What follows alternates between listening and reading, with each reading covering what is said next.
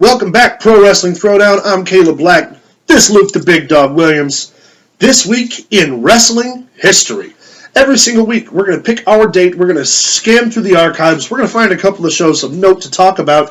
This week, we got three really big ones. Yeah, not too bad. First show we're going to talk about is an untelevised NWA Eddie Graham Memorial.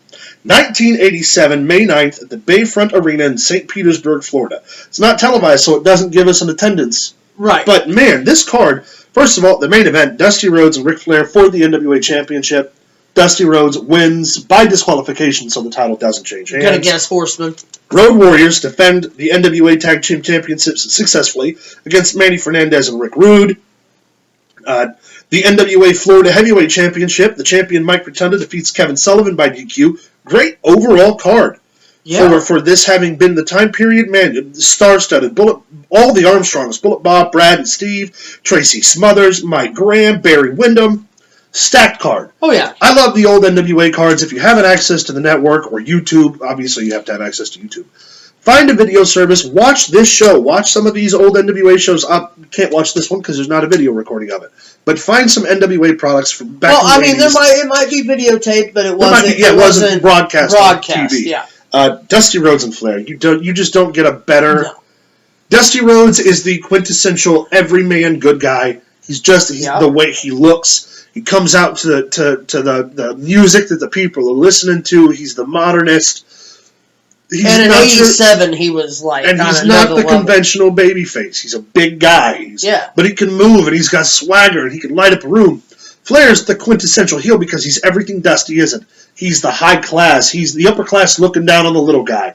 Comes out to classic music and has the classic wrestler build. And has the swagger of the guy who knows he's the best. It's one of the perfect formulas for a feud, in my opinion. Yeah, it's the best of both worlds. Yeah. I mean, two completely different ends of the spectrum. Yeah, I could watch Dusty Rhodes and Ric Flair matches and talk about promos.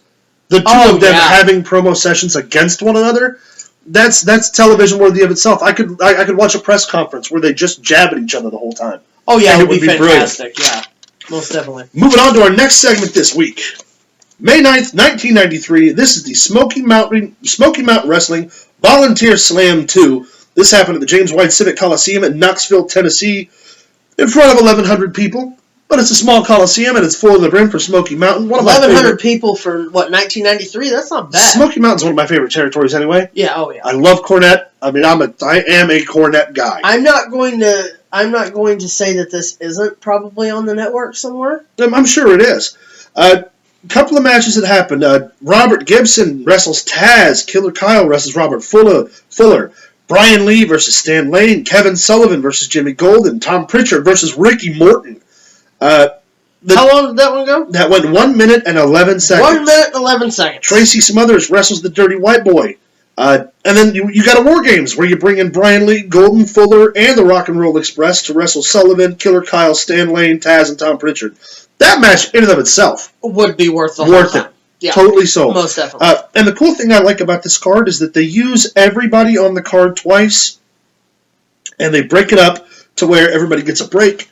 And it's a small card with a huge finish, and that's how guerrilla pro wrestling should be done. And that's how War Games, that was back when you had to surrender before your team would lose. Yeah, you had to give up. So there was no pinfalls, there was no submissions. I give up, I quit. Good old classic, the match beyond. Yeah. And to be honest, I think that would be a really good match. All the people involved were huge in Smoky Mountain Wrestling. Ricky Morton and Tom Pritchard alone sells that card for me. Yeah, I mean, if you don't mind their first encounter of the card being 1 minute and 11 but seconds. Dr. Tom, he's great. And Dr. Tom is great. Ricky Morton could literally sell anything. He could sell you a car while selling a back bump. Oh, yeah. He's the man. I love Ricky. Shout out. He used to sell it out and hang him from the rafters. Yeah. Got to work with him a couple times. He's great. Very nice guy. Great guy. May 9th, 1993, Smoky Mountain Wrestling, the Volunteer Slam 2. Check it out. Find it on YouTube. Find it on the network if it's there. Yeah. Tell us what you think about these shows, too. Hit us up with a comment below. We'll give you a shout-out or send us an email at prowrestlingthrowdown@gmail.com. The last event we're going to get to, WCW Slamboree 1999. May 9th at the TWA Dome in St. Louis, Missouri. 20,516 fans in attendance. That's a lot of fans. And this is 1999 WCW. So we're right in the middle of it being really, really good and starting to get really, really bad. Just on the slope. It's the card, though. The card doesn't look bad on paper. Raven and Saturn win the Tag Team Championships against Billy Kidman, Rey Mysterio, and the team of Dean Malenko and Chris Benoit in a 17-minute match for the opener. Yeah. Three-way tag title match. That's a hell of a match. Well, you have all those styles that they complement each other. Yeah, Raven and Saturn, Kidman and Rey, Malenko and Benoit. I mean, all three of their individual styles mesh well with their partners, but it meshes well for the telling of the story. You've got Malenko and you've got Kidman doing the technical aspect. You've got Kidman and Rey being your high flyers. You've got Raven and Saturn filling in the gaps doing everything else. You also have faction warfare. You have the Horsemen, you have the Filthy Animals, and you have Raven's Flock. Raven's Flock, yeah. It's it's really, that's a hell of an opener. Yeah, I mean, I don't care what you can say about WCW. That's solid. Conan wrestles Stevie Ray with a pinfall finish in 6 minutes and 10 seconds. Sounds like a Thunder main event. Bam Bam Bigelow and Nasty Boy Brian Knobbs, who I hate, you have to believe me. Bam Bam wins in 11 minutes and 29 seconds. He hit on my mom once. I don't doubt that at all. Yeah, he did. He hit on my mom once. I'll share that story with you off camera. Rick Steiner, defends the WCW television title against Booker T. See, now that would be one. Another 11-minute, 8-second match. Gorgeous George defeats Charles Robinson in 10 minutes and 39 seconds. A referee versus a valet, folks, on pay-per-view. 10 minutes of this show when Conan and Stevie Ray go 6 minutes.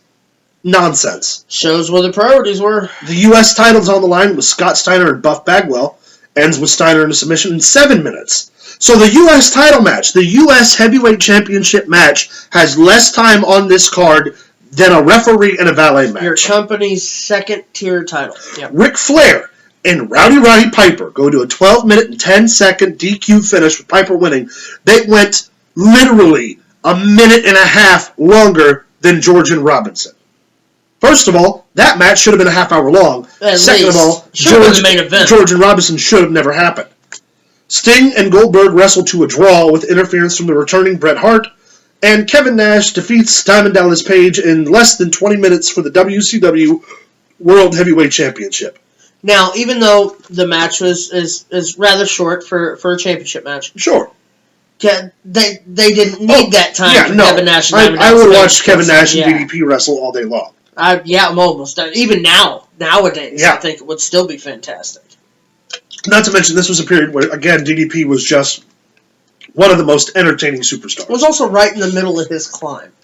Yeah, and he really, I love DDP. If you go back and watch WCW, he's one of the guys that, I say this a lot about Bradshaw, too, who starts in a tier and just works his way up. Agreed. DDP got there a lot faster than Bradshaw, but you can literally see him starting at the bottom. Not the bottom, but in-ring competition starts at the bottom, and legitimately, every single day, every single time, he gets better and better and better. And the crowd was behind him. Until he becomes one of the most polarizing stars of the Attitude Era. Yeah. So, that's WCW Slamboree 99. Tell us what you think down in the comments below. Send us an email at prowrestlingthrowdown@gmail.com.